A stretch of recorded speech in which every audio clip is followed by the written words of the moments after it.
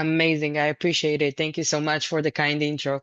Thank you guys for being here. I appreciate your time. It's great to see you. Today I'm going to talk specifically about SOC 2, but I will be talking about other frameworks such as ISO 27001 and other compliance frameworks, just so you can understand the idea and the things that we're trying to deliver here. Here it is. So the things that we're going to cover today, we're going to talk a bit about SOC 2. Why do we care about it? Why is even compliance matter to us as a business, as individual, especially on the security aspects of it? We're going to talk about trust and the criteria that we are talking about when we're talking about SOC 2. Why does it matter for us and how can we deliver that to be our guidelines for security? Attack vectors. I'm gonna mention a few attack vectors that Ran already talked about and how we actually address it through compliance, such as SOC 2. From compliance to culture, how do we build our security culture when we're actually holding on to frameworks? Because eventually compliance and security are two different things, and it meant to help us in the long run. We're gonna talk a bit about key takeaways and how do we even start, and we'll move on from there to Q&A. Now, when we're talking about compliance, just a few words for everybody who does not know, standards and compliance are actually rules defining how things should be, how processes like hiring, compliance, security should be built and maintained. In the short term, it's going to be a bit of a headache. When we're already implementing security and compliance into a structured company, it could be a bit challenging. But yes, in the long term and in the long run, these standards will create a foundation for growth. Now, it will define how we onboard, how we establish new habits, how we have new procedures coming in and maintain as we go. Now, when we're talking about it, traditionally, just a few minutes about what is even compliance for us. Traditionally, compliance came with a really big price tag as part of a really checklist for a big customer. Now, when we're talking about compliance, we look at it on a strategic asset price. Because when we're talking about product, when we're talking about operations, when we're talking about accelerating sales and business, now we have compliance accelerate every process that is integrated within our business, reduces churn, and signals maturity, especially to investors and clients. Now, if you remember one thing from this lecture now, it's going to be this one. Compliance equals trust, and trust equals growth. That will be your guidelines to be a successful business, not only on the strategic way of showing your growth, showing how you actually maintain processes, but showing that you're actually secure and you can maintain the security standards in your organization.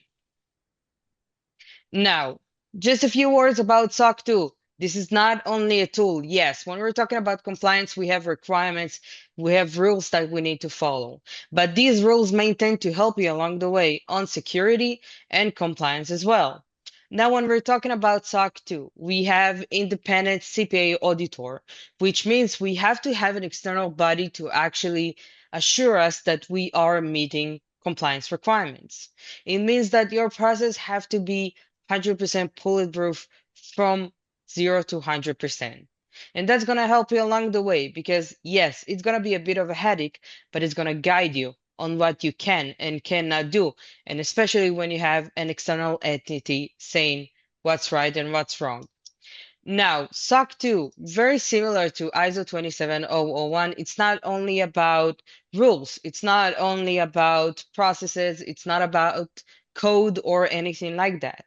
It's to combine people, processes, and technology. It's to define how, for example, employees should be trained in order to really touch, let's say, our code systems, or how can we handle our technology within our organization.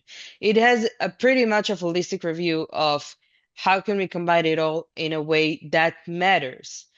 Now, when we're talking about SOC 2, when we have SOC 2 requirements, we test them over time with 3 months, 6 months, 12 months of audit period, which means it's not only that we have rules that we need to implement, we need to examine them over time and make sure they work. And that's gonna be the hardest part, maintaining it, but it's gonna be the part that will help you the most along the way. Now, when we're talking about SOC 2 specifically, we have five criterias that, according to them, we are setting our, let's say, rules or requirements for compliance. We have security, availability, processing integrity, confidentiality, and privacy. When security is the must, obviously, SOC 2 is eventually operations, but also information security standard for compliance. And that's why security is a must. Now, of course, anything that we will add, such as processing integrity, will add more requirements. Because when we're talking about, let's say, privacy or processing integrity, we are more focusing on personal information or how do we process personal information. And with that comes lots of responsibility and another requirements that we need to follow. The three most common criteria will be confidentiality, availability, and security, making sure your systems are available. And if not, we can actually examine what happened. Confidentiality, because we, at the end of the day, we keep information, whether it's PII, whether it's not confidential at all. When we keep information, we need to keep it safe. Security, because this is the must. Now, when we are talking about these five dimensions, in SOC 2, not only that we implement process to make sure that we have it all covered, we also implement processes to make sure we monitor it. Now, when we have, let's say, a startup changes over time. Startup changes every day. And when we're talking about processes, the hardest thing in compliance is to maintain it. Keep track of changes, monitor if there's any anomaly happening. And when we're talking about these five dimensions, having that framework allows us to actually monitor and track it in an efficient way. When we're talking about SOC 2 or most of the other standards, we need to actually, let's say, have audits every other year or every year. And that allows us to actually track the changes. Now, let's talk a bit about the things that Ryan mentioned before. Why do we even care about SOC 2? So not only that we have compliance, yes, I know investors, clients, they require SOC 2. I know. This is great, let's say, advertisement for us. But beyond these criteria, beyond the price tag that it actually gives us when you have compliance, let's talk about the security aspect of it. Now, I mentioned it before, being compliant and being secure are two different things, especially now with AI, especially that we have these constantly changing technologies. But if we focus on the security side of SOC 2 or any other compliance, such as ISO, CMMC, PCI DSS, and in between, we will see that we have actually security controls that, if we listen to it, will be super effective. Because not only we need to, as I mentioned before, maintain it, implement it, we actually need to come back to it every year and make sure that our controls are still active. Now, I'm not gonna dive into the controls numbers or anything like that. I would love to answer that, but not as we are entering the technology phase. Now, when we're talking about these gaps, we are talking about the security aspect of unauthorized access, who is actually permitted to go into my network to get inside my code. Now, as I mentioned before, startups are a very dynamic scene. One day we will give every developer possible in the company every possible access. And the day after, when we don't need it, we'll remove it. But the problem is that when the nature is constantly changing, we pretty much forget about it and we left it aside. Now, when we're talking about the gaps, we have unauthorized access, which happens a lot.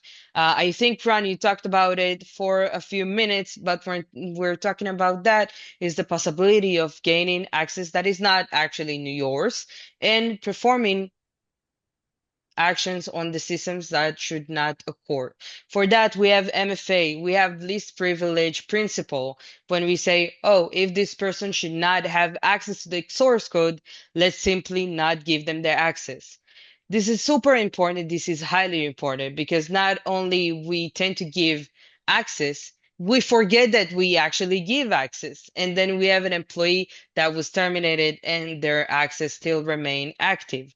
And that's where we have some issues. Privilege escalation is when we able to actually penetrate the access that we build and perform another actions. Now, we usually give access to perform, let's say, code reviews or anything like that, and that is highly understandable. You should do that, but you should remove that access. You should put principles such as RBAC, access that based on rules or rules in your company. Have that access reviews, have that formal provisioning, have that talk. It's going to take you pretty much 20 minutes. And as you go, it's going to be much, much easier. But yes, SOC 2 will maintain that framework.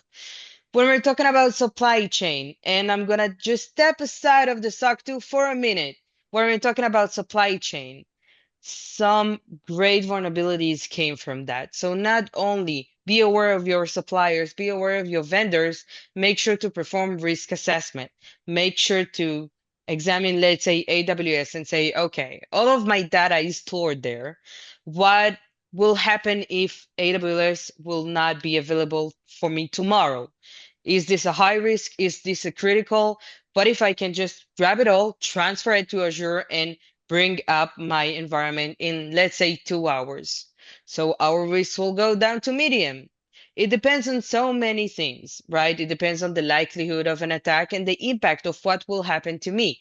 But when we're talking about supply chain and other attacks, make sure to have that reviews, make sure to have that quarterly meeting saying, hey, let's make sure that we maintain a clear view of our vendors. Let's make sure that we examine that. Yes, if you finish your engagement with a supplier, that is all right, things happen, but make sure to close the access, make sure to remove your data, and etc. So please be mindful of that. When we're talking about misconfigurations, I will talk about it in a minute, but when we're talking about code, for example, as part of the SOC 2, you are required to have testing, sanitization, QA, reviews, and ultimately approve it by an approved party. When we're talking about mergers, implementing, and adding new code to your infrastructure. Now, I will say, if you're not SOC 2 or ISO compliant, that is okay. Highly recommend you to do so. But if not, please have these stages in your infrastructure. That could help you a lot. Even if we do have unauthorized access, nobody will be able to push code inside your source code without having permission to do so. Highly recommend when we're talking about changes, please implement that gates. When we're talking about gates, we are talking about a really, really tiny process saying, hey, before we even start our project, should we do that? Did we examine the risk? Did we examine the attack surface that we are expecting? Now, a spoiler, most of the vulnerabilities we will find out only afterwards, but you do want to be prepared for that, and you do want to prepare your infrastructure for that as well. The other gate will be after you release the code to actually handle it all and make sure you are compliant with the things that we decided before going out to this project. Intrusions. I won't go over that as well as much because Ran already mentioned it, but we have monitoring, we have anomaly, we have SIM alerts, we have alerts to let us know that we are in line with everything that we're expecting to. We have no one traveling in our network and we can keep on the good work. Breach response. For that, we have our policies.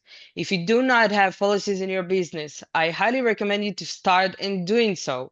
Policies are nothing but a paper if you don't actually maintain, read it, and operate by it. So if you do have policies and you did not touch them for, let's say, 2 years now, that would be your cue. Incident response, SLA, things that you promise to your clients. If our infrastructure will go down and we promise our clients to be up in 2 hours, make sure that we can actually do that. If you have an IR plan, make sure that you can operate by it in case of, I don't know, a war, and it happens every 2 weeks in Israel. So we are actually testing our IR and BCP plans every Tuesday. But make sure you can actually operate by it and you have an alternative site, for example, or an alternative cloud provider. Oh, sorry, going on. Yes, so going back to your numbers, Ron, we have 60% overall of breaches that involves credentials. This is highly, let's say, available risk for everybody. Everybody is dealing with it. Our weakest link is the human. Always. We love to see vacation on our emails or just some really scary depth on our SMS. And I get it. That is all right. For that, we have not only the awareness that we are transferring and letting you know during compliance, but we already have the technical side of things, MFA enforcement. I highly recommend you to do so only on your personal life as well, because that will help you tons. This is very easy to guess a password. Most of us just give, our mom's names, our sister's name, and with some random numbers. And this is very easy to guess. So random numbers, random digits. If you do need and you cannot remember every password that you ever made, this is highly understandable. Use password manager. We have some great password managers around the world. Go for it. But use MFA, use strong passwords. When we're talking about RBAC, least privilege, if somebody should not have access, such as super admin access for, let's say, finance, let's revoke it. Let's make sure that not only you revoke it, you have quarterly reviews. So we can all become about, do we have somebody that has access, and he's not only doesn't need this access, he's not working in anymore. So make sure to have these reviews. It's going to help you tons along the way and as you grow. Provisioning, yes, if you do have onboarding, offboarding, this is highly important for you to record everything, maintain, keep it written down on a paper. It's going to help you a lot along the way. Yes, not an actual paper. We moved on from that. But forms, everything that will help you to keep informed of changes. What happened? Who made the change? Because as you grow, you're not going to be the only one. And it's going to be very hard to keep track of everything. And especially when we have threats such as insider and external threat. So make sure to be mindful of that. Access. I talked about access reviews. I talked about how important it is. I don't think I have to re-mention it, but yes, it is super important. So please be mindful of that as well. Oh, we had a number. Oh, right here. Misconfiguration. Talked about it. I promised that I will talk about it again. So here I am. 80% of cloud breaches are coming from misconfigurations. Now, not only that we have access control, we have periodic access reviews and everything on that sort. Also, onboarding and offboarding will be a significant part of it. But when we're talking about the technical side of things, let's talk about code. We have change authorization, we have pre-deployed testing, and I suggested that we'll have also gates when we are post-deployment.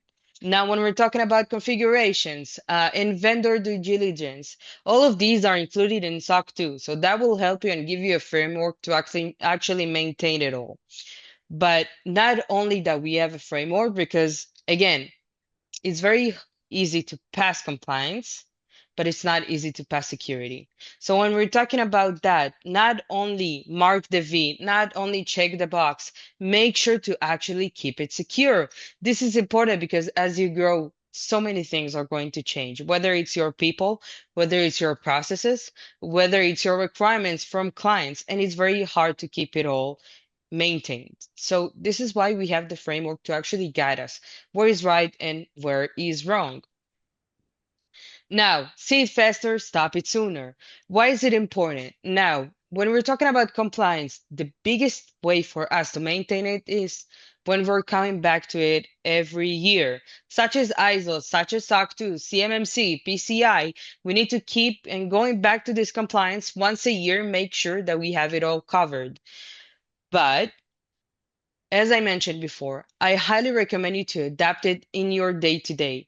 Yes, once a month. Yes, once a quarter. Not only once a year, because as you grow, when you're going to be 50,000 people, it's going to be a bit harder than you were 20,000, for example, or 500.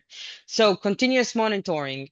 Highly recommend not only monitor this compliance, the compliance is going to be just a tool for you to be secure and be compliant.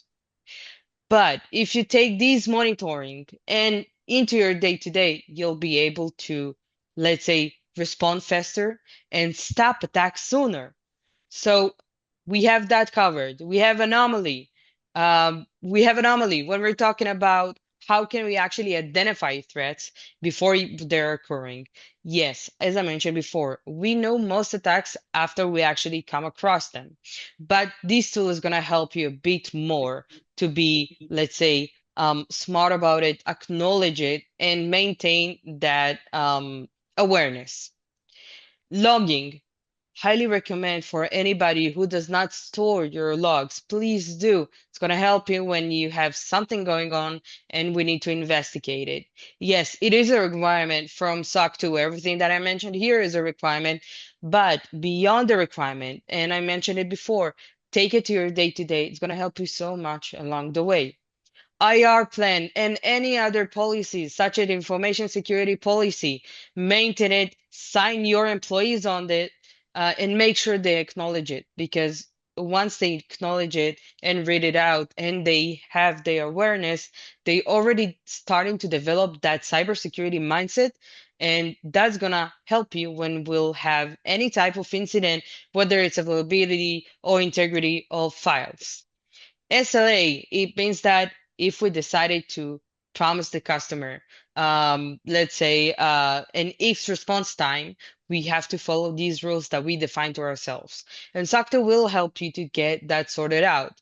But not only that, when we're talking about IR, RPOs, RTOs, your goal for staying active or staying available when something happens, pay attention to that as well. Now, when we're talking about root analysis, when we're talking about incidents, you will use these tools. You will use logs. You will use all the patterns that we talked about it until now. Now, compliance, it is just a framework. It's a very helpful framework, but it is just the floor. Security is what you build on top. When we're talking about SOC 2, standard process will be having our gap analysis, comparing where we at versus where we actually aiming to go for. We have control design. How do we actually, let's say, design to follow the requirements and make it adjustable to our company? Continuous evidence. We have evidence collection as part of the SOC 2. We actually cannot say that, hey, yes, we do it. We need to prove it. We need to provide evidence. And it makes everything harder. And it's great for us because it means that we actually maintain these rules and follow them. But on not only that, if you'll keep that going through all over the year, day to day, you will save tons and tons and tons of time when we're talking about the audit, when we have the SOC 2 report. And afterwards, we are starting the process all over again, being secure, keeping that going on. And afterwards, we are starting again the process of gap analysis. Make sure to be mindful of that because if you'll be able to implement these into your day to day, that will save you tons of time, tons of headache, and you'll be much more secure. Now, just a few hints about what is going on inside the SOC 2. We have asset inventory where we actually keep track of all our assets, our vendors. We have this really big table, but it gives you the order and the ability to actually maintain track of, hey, do we still have these computers? Do we still have these employees? Do we still have these vendors that we use? If not, who's using it? Security awareness. We are actually having to have security training as part of a SOC 2. And this is going to be super helpful for you to develop that security mindset. Security by design and security by depth. SOC 2 is designed, but you can do better than that. SOC 2 is designed for security in depth. To have that security not only on your accounts, not only on your workspace, but on your accounts, on your infrastructure, and everything on that sort, from firewalls to EDR to SIEM to security training. So you're gonna have that security in depth. Highly recommend if you don't have SOC 2 yet, make sure to adapt that mindset into your day to day. Vendor due diligence, this is super important. Lots and lots of attacks going on are coming from supply chain and vendors. I mentioned it before, so running through it. Four things to remember. SOC 2 is a framework, as I mentioned before. This is not a sales asset. I know it helps. It's great. I know. But if you'll be able to adapt that security mindset that you have involved in the SOC 2, you'll be able to go much, much, much further when it comes to security. Access controls. We have security controls have such a significant part in our day to day, in security attacks, in our day to day processes.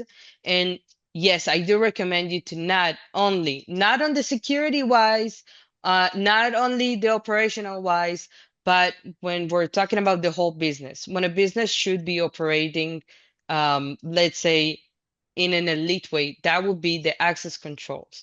Yes, security, operations, and everything else will gather around that. But I will, well, I recommend you to adapt these, even if you don't have a SOC 2, even for the security. Change management. Yes, startups are evolving like crazy. I know everything is on high speed, and I get that. We want to develop that product, we want to sell to that customer, we want to get that deal, we want to get this investor. I truly get it as I see it day to day. But you should not forget that as the environment changes, we need to keep and record these changes. We need to be aware of these, especially when we're owners, especially when we are part of the chain. So monitor it, keep track of it, and make sure to not lose focus. Every cycle will be easier. Every audit will be easier. Every audit will help you to maintain that posture, that security mindset, especially through programs. Now, if you do not have SOC 2, highly understandable. If you do not have ISO, highly understandable. But yes, have that security program, have that annual plan of how things are going to operate. Make sure to maintain your policies and be mindful of that as well.